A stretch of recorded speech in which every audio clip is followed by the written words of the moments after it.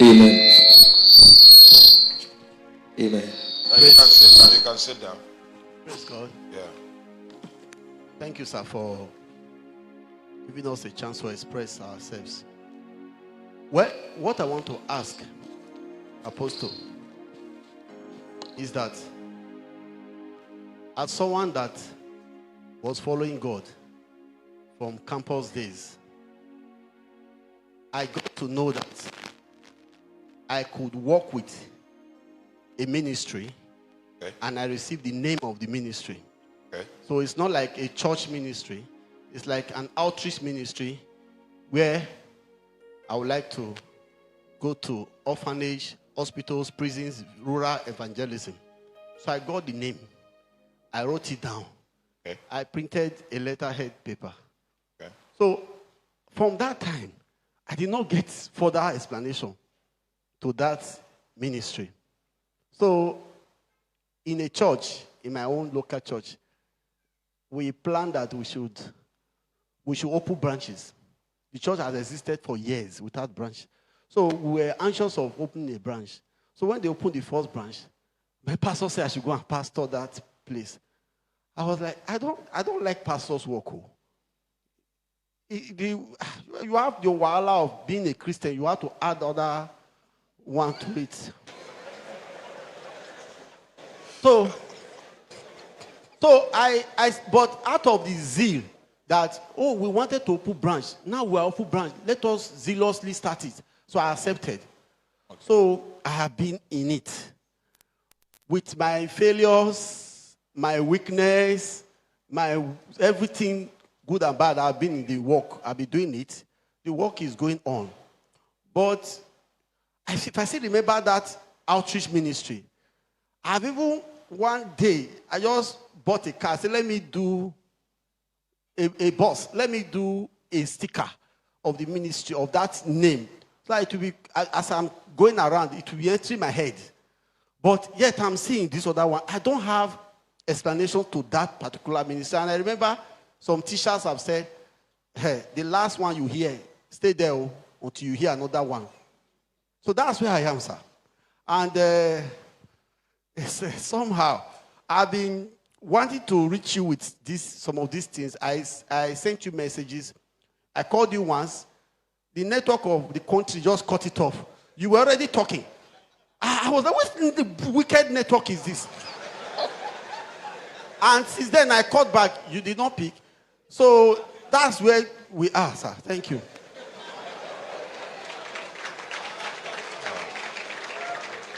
First of all, I want to address the issue of the call and the network.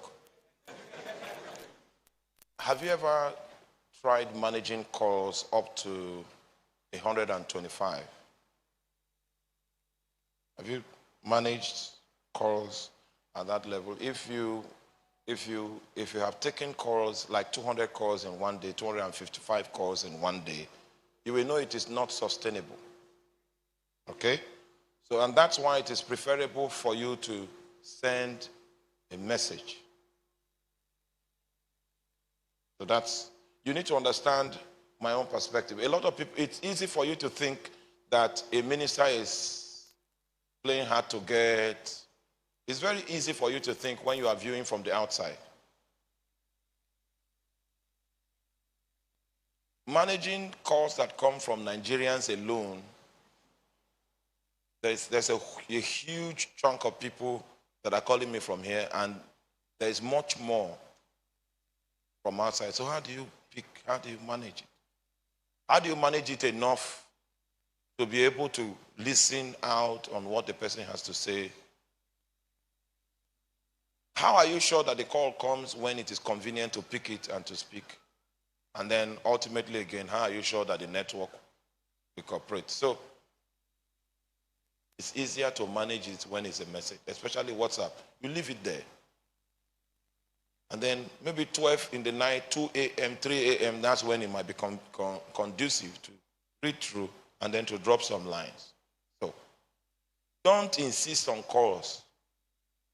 It's no longer sustainable at this point. Okay? That's that. Drop something.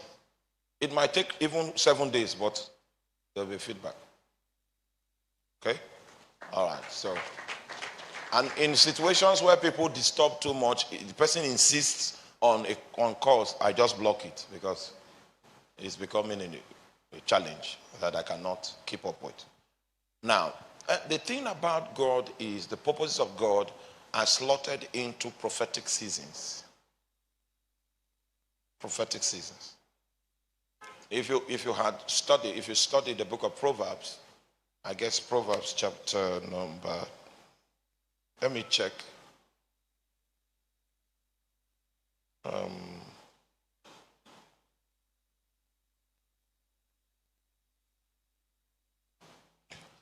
Ecclesiastes chapter 3 says, to everything there is a season and a time to every purpose under heaven. So when God answers prayer, when God fulfills his plan is manifested within the framework of seasons, the framework of prophetic seasons. Those seasons are allocated by God, all right? And our purposes are slotted into these seasons. And so when God gives you a word, just like he told me, meanwhile, I want to ask the pastor, how long have you waited since you received the name of the ministry and all of that? How long have you waited so far? Please, let's get a response. Sir, it's been long ago. I have to be frank. Like how many years? Okay, I finished around 2001. Okay. So then till recently when I had to if I have not gotten, let me start praying. Let me do my own weak side. Till like this year. So that is around 20 good years, sir. All right. I was in the place of prayer once, and God now began to tell me about the middle belt part of Nigeria, that he needs an offering coming to him from the middle belt. And I said, what do you mean by that? He didn't continue the discussion. He continued the discussion a few years later, and he said the offering he was talking about was an annual crusade. An annual crusade must be taking place on a location in the middle belt. And if we begin that annual crusade, the things that the devil wants to bring into the territory of the middle belt, even though the devil will attempt, he will not succeed. All right? So this was the information.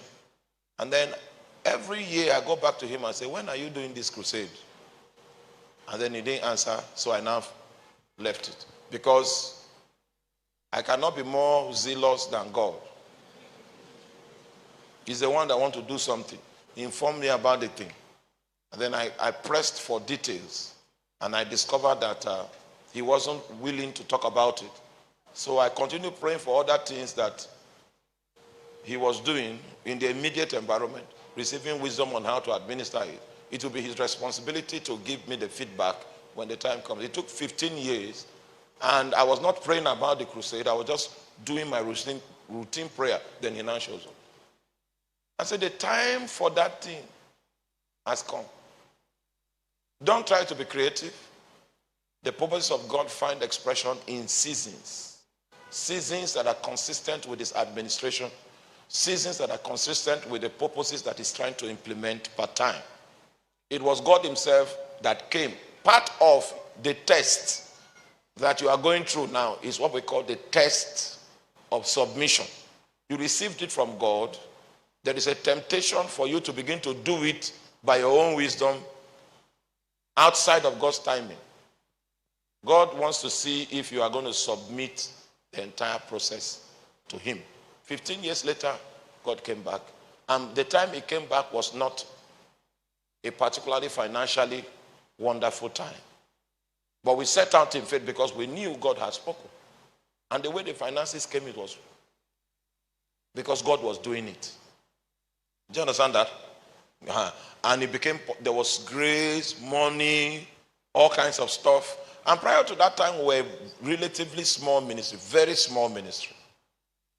And then that project was ambitious. It was unreasonable concerning our size. But you see, when the season came and we stepped out, he gave us the capacity to prosecute it. It was a mighty meeting, a big meeting, but it did not change the size of our ministry. All right? Then the second edition, we did it, it was bigger. It still didn't change the size of our ministry until the third edition. It was the third edition that affected our own little ministry. It was from that point. Now, territorially, our presence. Meanwhile, before we did that first crusade, we had a track record of 11 years of consistent intercession. Now, the question is this. Why do you wait for God? What are you doing? Are you just waiting? Or you are taking root downward? The Bible says that the remnant that are escaped out of Judah, they shall yet take root downward and bear fruit upward. So we took root for 11 years downward. I used to operate in the gifts of the Spirit in our small fold. Blind people see, deaf people hear. But it didn't change the size of our ministry. And I operated in that for long. Those of you that are close to me know what I'm talking about. My shadow can hit someone. Yes, shadow. So, handkerchief, I can give somebody handkerchief, it will effect a cure. But it didn't affect the size of the ministry. Because it is God that gives the increase. And increase is consistent with God's prophetic seasons. Don't look at your neighbor and say, see what he's doing. He's not doing anything. He's gathering people. Listen to me. If any platform is growing and the principle of prayer, the principle of discipleship is not part of what they are doing, it means the people have discovered another model of operating. The thing about God's things is this. If you are running a model that is not consistent with the initial model of our ancestors, we cannot tell what is responsible for your growth. Are you with me? If you have a way of operating that negates prayer, negates discipleship, and you are growing, we don't know why you are growing, and we don't know what is responsible for that growth. Because we have a prescription of what ministry is and the model. Are you with me? All right, so it is God that gives the increase. So I enjoyed myself ministering to just a few people. I was building them, raising them, and just doing all of that. And we had 11 years of consistent intercession. By the time God commissioned us for that crusade, people were laughing at us because we did a rally around the city, shook the whole city. They said, who are these ones? Because they didn't know. We came out. They said, okay, since the rally was convincing, people came. Cripples walked in that meeting. So they were now saying, so there is a preacher in this town that operates like this, but it didn't add to expansion. Because expansion is in God's calendar. So my counsel to you is keep taking root. Wait for God to commission you. The fact that he gave you the idea doesn't mean it is time. When it is time, he is the one that will hunt you. You will not look for him. So get busy in what you are doing and remove that tag, that pamphlet that you printed. Remove it from that box. And just wait. Submit. He will revive it. You know, when he gives you something and you are willing to allow the thing fall to the ground and die, then he will resurrect it by himself. Okay?